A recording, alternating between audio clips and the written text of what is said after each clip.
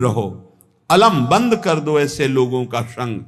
रात दिन हम श्यामा श्याम का नाम जप करेंगे, श्यामा श्याम के लीला गुण गाएंगे, श्यामा श्याम के ही धाम का शोभा का चिंतन करेंगे। जब तुम अपना जीवन श्यामा श्याम के चरणों में न्यौछावर कर दोगे तो पूरा भार श्यामा श्याम ले लेंगे और तुम्हारे हृदय में मस्ती आ जाएगी। जो ऐसा निश्चयी होता है, दृढ़ निश्चयी, उसके अंदर दृढ़ विश्वास, तो उसके हर समय भगवान की स्फूर्ति होती रहती है। भारी प्रतिकूलता में भी भगवान का सानिध्य अनुभव होता है। वो अनुकूलता में तो भगवान के दुलार को देखता है, लेकिन प्रतिकूलता में भगवान की विशेष कृपा को देखता है। ये संयोग, ये वियोग, संसार की ये द्वंद्वमयी वृत्तियां भक्तों के हृदय में नहीं चुभती।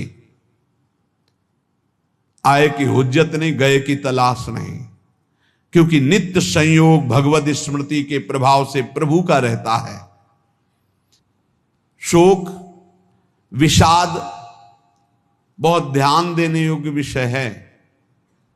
तभी लोगों को ऐसा लगता है कि ऐसा कैसे हो सकता है। भक्त के चरित्रों को जब सुनते तो लगता है ऐसा कैसे हो सकता है, ऐसी परिस्थिति में भी ऐसा कैसे हो सकता है।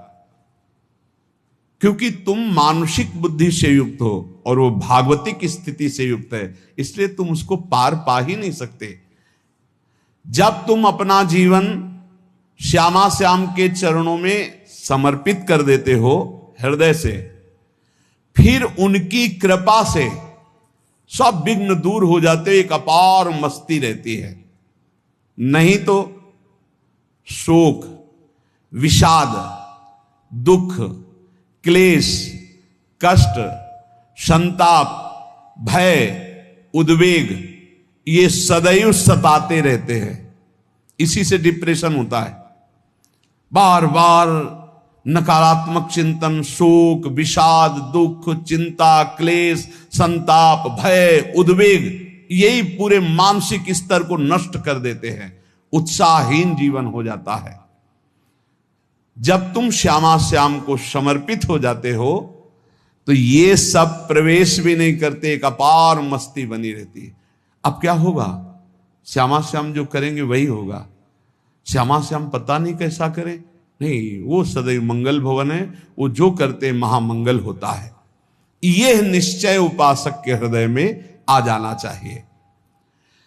इसलिए अपना सारा मन, सारी बुद्धि, सारा जीवन, प्रत्येक श्वास प्रभु को अर्पण कर दो। फिर देखो तुम निहाल हो जाओगे। दुख, शोक, विषाद, क्लेश, कष्ट, संताप, भय, उद्वेग, ये उसी को व्यापते हैं जिसने अपने जीवन को प्रभु के चरणों में अर्पित नहीं किया। इसलिए तुम अपना सारा मन, सारी बुद्धि, सारा जीवन, प्रत्येक श्वास केवल प्रभु को अर्पित कर दो। फिर देख लेना श्वास कैसे अर्पित की जाती, राधा राधा राधा। बुद्धि कैसे अर्पित की जाती, एकमात्र निश्चय कि भगवत सुख ही सुख है। ये जागतिक सुख सुख नहीं, ये दुख है, ये ऐसा दलदल है जिससे आज तक कोई नहीं निकल पाया। सारा मन, हम मन से केवल प्रभु का मनन करें। बार बार मन को संसार से हटा के नाम में, रूप में, लीला में, धाम में लगाएं। बहुत प्रसन्नता हो जाती है उस उपासक के हृदय में जो अपना मन बुद्धि प्रभु के चरणों में अर्पित कर देता है। भगवान ने तो इसको बहुत उत्तम स्थिति बताया है कि मेरे से कभी वो अलग हो ही नहीं सकता यदि मन बुद्धि अर्पित कर दिया।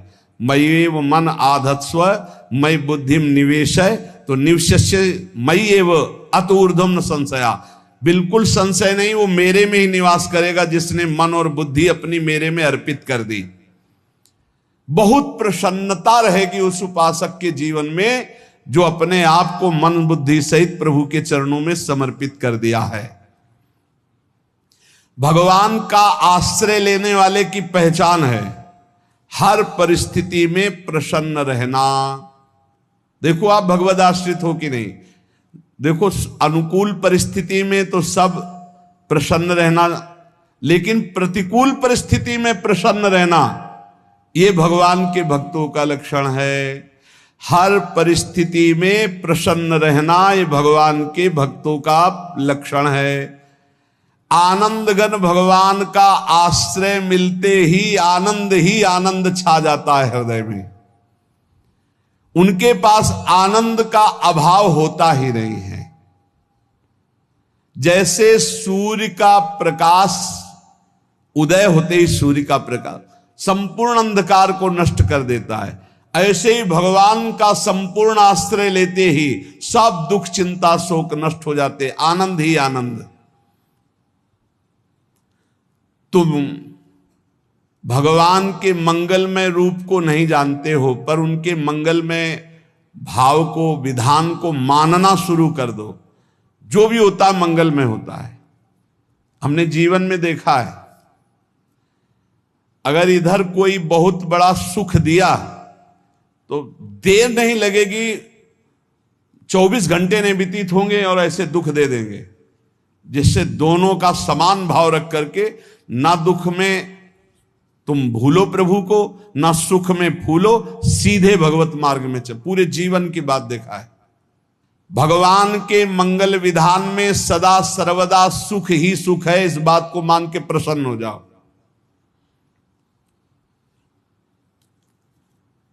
जब भगवान का भजन करने वाले की तन्मयता बढ़ती है भजन में,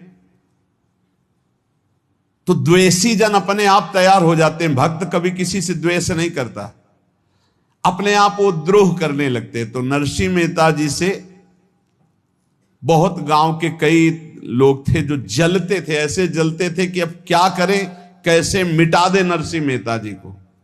अब उपाय तो मिल नहीं रहा था। तो एक दिन संतों की मंडली आई और उन्होंने कहा कि हम रास्ते में कोई चोर आदि धन ना ले ले, इसलिए यहां से किसी की हुंडी चलती है क्या द्वारिका में? पहले ऐसा था। बोले हाँ हाँ, हमारे यहां बहुत बड़े सेठ हैं नरसिंह मेहता जी, पर आप कहोगे वो मना कर देंगे। कई बार कहोगे, अगर वो स्वीकार कर ले तो वहां।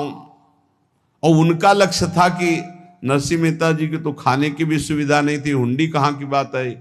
उनका था कि जब वो ना कहेंगे तो संतजन नाराज हो जाएंगे, अगर हां कह दिया तो वहां हुंडी चुकेगी नहीं, तो संतजन अपने आप इनको शाप दे देंगे, अपराध बन जाएगा, ये नष्ट हो जाएंगे। संतों को भेजा नरसिंह मेहता जी ने, सबकी दंडवत की, चरण पखाड़े। तो उनका ये इतना रुपया है, द्वारिका में साधु सेवा हम करेंगे, वहां तुम्हारी हुंडी चलती है तो आप अरे उनका आप कहाँ भूल रहे हो, यहाँ खाने की भी व्यवस्था। बोले हमें सब पहले से बता दिया गया कि आप मना करोगे, बार बार मना मत करो, हमें पता है। तो उन्होंने ठाकुर जी की तरफ देखा, बोले क्या लीला है प्रभु, संतों से हम क्या कहें, ये ले रुपए। उस समय स्वर्ण की मोहरें चलती थी, बेच के बाजार से खूब उन संतों को पवाया, उन्हीं संतों की सेवा की। और उनका अपने सेठ का नाम तो बताओ जहां हमें जाके हुंडी मिलेगी। सेठ सावल सा सेठ। संत जन गए वहां, पूछा कि नरसिंह मेहता जी का जिन सेठ से परिचय, उनका नाम सावल सा सेठ, उनकी गद्दी कहां है? तो जो कुछ भक्त थे वो द्वारिकाधीश की तरफ संकेत करते कि वही हैं। बोले नहीं नहीं, वो सेठ है, उनकी गद्दी चलती थी पूरी बाजार में कहीं कोई। अब संत जन एकांत में होकर के बहुत विचलित हुए, क्या हमारे साथ धोखा हुआ? नरसिंह मेहता जैसा संत क्या धोखेबाज हो सकता है? देखो संशय तो बहुत विचित्र होता है, बड़े बड़ों को संशय हो जाता है। जब भगवती सती जी को संशय हो गया, राम जी को हे खग हे मृग हे मधुकर श्रेणी ऐसा पूछते हुए कि सच्चिदानंद कैसे हो सकते, तो किसी को हो सकता है, क्योंकि वो बुद्धि की अधिष्ठात्री देवी है। जो ही उनके मन में ऐसा आया कि क्या हमारे साथ धोखा हो रहा है, इतने में ही देखा जय हो सावल सा सेठ की। वो कहा सावल सा सेठ, तो देखा बढ़िया मुनीम जी उनके साथ, सेठ बस्ता लिए हुए मुनीम जी, सरकार इधर से चलो। तो उनका सावल सा सेठ आपका नाम है? संतों ने कहा। बोले हाँ। बोले नरसिंह जी? हाँ। बोले आपकी हुंडी आ गई है। हुंडी एक कागज में लिखा कि ये हमारे सेठ जी को दे देना। वैसे लोग मुझे माखन चोर कहते, कोई कुछ कहता, लेकिन आपने सेठ बना दिया। जब आपने सेठ बना ही दिया तो आप कभी परवाह मत करना तुम। और ये सेवक आपकी सेवा में सदैव तत्पर है। भगवान ने ऐसा लिखा।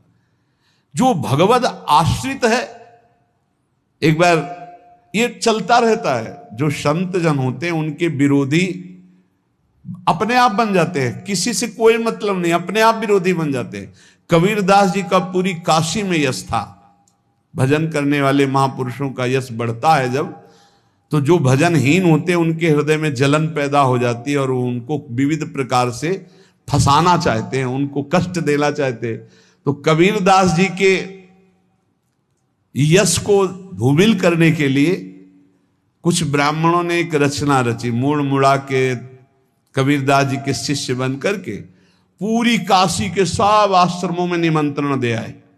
कल भंडारा है, संत सेवा है, सबने स्वीकार किया।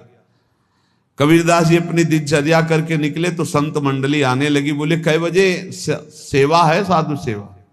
बोले कौन सी साधु सेवा?